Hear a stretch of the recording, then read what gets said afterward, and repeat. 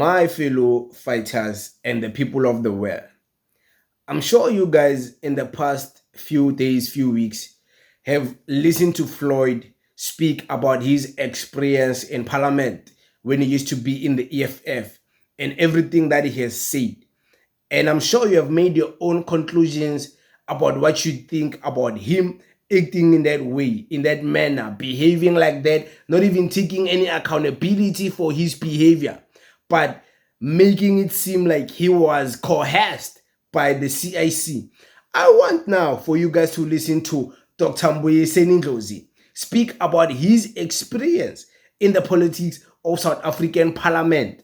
And you tell me, who is the more mature, bigger balls man between these two guys, Floyd and Mbuyiseni Ndlozi? I'm not saying these guys are not friends anymore. I'm just saying, based on your assessment, listen to Dr. Mbuyiseni Ndlozi. I worked in parliament. I was 27 years or so when I got there. Very painful process. Shouting at old people, the age of my grandmother. Firstly, to concentrate because they were sleeping. Secondly, to prepare and make an input that they understand. I can tell you for free. And normally I charge people for this information. So you guys, I'll give it to you for free. Political will is what is absent with the current political leadership. They have no will. One. Two, they are not ready to die for their ideas. They are not ready to be selfless. You can't try to get rich quick if you want to industrialize South Africa. In any way, what are you doing in government if you are a genuine businessman? If it's about business, it's about business, what are you doing in government? Why are you a municipal manager? Why are you a minister? If what you are championing, if your skills is to run a sophisticated, powerful, go run business and do profits there. Do not use the state for self-enrichment. Here, you don't hear Dr. Mbuyiseni Ndlozi speak about being coerced, speak about being forced to do all of those things. You don't see or hear Dr. Mbuyiseni Ndlozi speak bad even about the CIC, speak bad even about the EFF. You don't see that. You don't see that. And you don't even get any hint that maybe subconsciously or maybe low-key he's trying to give signs that that might have been something that was going on. He doesn't. But what he says is, in parliament, when he got there, it was a very painful experience for him because he had to shout these old people and force them to pay attention and force them to listen. He doesn't say he was forced to shout. He says it was necessary because those people needed to listen. Those people needed to be spoken like that because they were sleeping and they need to be waken up. So, this is where you differentiate the boys to men. Men, they take responsibility for their action. You can tell this guy is saying, yeah, we used to shout as much as it was painful. We used to shout at those old people. The other one is saying, this one, we're forced to be disruptive, as if that strategy was never effective. The reason why he's able to start a political party today and there's people engaged in politics is because of the EFF in parliament. Nobody will ever lie about that. Don't come here and lie. There would never be political...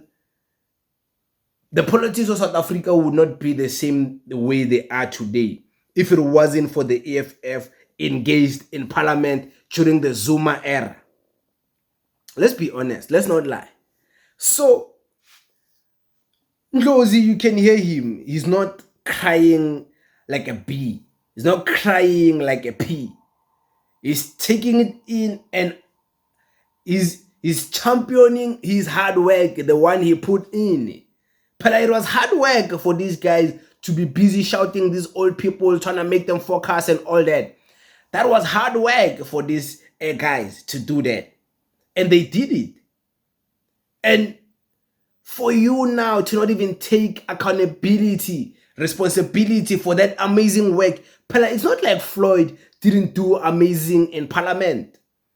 The reason why it's now seen as if maybe he's a hypocrite and everything else he used to do in Parliament was never sincere is because of everything he's saying now. But if you think proper and remember, or maybe go watch the previous clips of Floyd in Parliament in EFF, you can tell this guy was really doing amazing work, was really pressing against the system, pressing against the ANC, holding the ANC accountable. Now he's making it seem like even all that beautiful work he has been doing in Parliament wasn't all for nothing because he never believed in what he was doing. That's what it seems like. It seems like everything he was doing, even though sometimes he's speaking alone, there's no CIC, full confidence, he's speaking with so much conviction in Parliament. It now seems like, this guy, so he was coerced, he was forced by the CIC, he was influenced by the CIC. So what's the need for us to call him a think tank? So some people end up asking those questions. So if this guy is saying these things, then what's the need for the think tank again if the CIC was the one running the show, in charge of everything? This guy was the chief whip of the EFF in Parliament for the longest time. Chief whip. He was the chief whip. But he's saying this now. Kanjani. Kanjani. So you can tell Doctor. You know Dr. Mbuyiseni Ndlozi, guys. Hey, he's moving different, yo. The way this guy is moving, this guy is moving in a completely different way compared to many people who have left the EFF. This guy, Agajahi, this guy has patience, you know. As much as I don't like his political opinions now, because he seems to be leaning more on the ANC side, but I can tell you, this guy has the discipline. This guy, Ugbambo, is emotionally stable. He's emotionally disciplined, this guy. Umlomo. He can use umlomo. He knows the power of the tongue, this guy. He uses, doctor. As much as he has left the EFF, I'm disappointed. He has left this. The EFF, they didn't trust him anymore. Hey, the CIC and him, they seem to be personal issues, whatever. Forget about that. I don't care about their beef. I'm saying me now. This guy, he has my respect. I'm telling you, I respect him. I can say whatever about him. I didn't like that he kept a secret towards the leadership when Floyd was leaving. I can say all of those things. But I respect this guy. Because as a man to man, he has demonstrated that,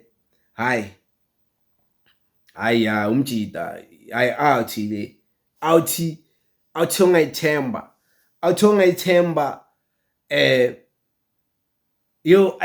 it's like he's not a bitter ex. That's what I'm trying to tell you. It's not a bitter ex. Like khona abanye amachita tampa ugele or ugele yakutampa and then uyozibulala or uyokhuluma bad about that girl or go around obsessing about that girl ngathi you don't have options. This guy clearly is not moving with a scarcity mindset, busy stuck in the past. I am Chitalona, easy, inja wafetu. Shout out to Dr. Mbuyiseni Ndlozi. Easy inja lazy. Yeah, but it is what it is, guys. Thank you very much. Thank you.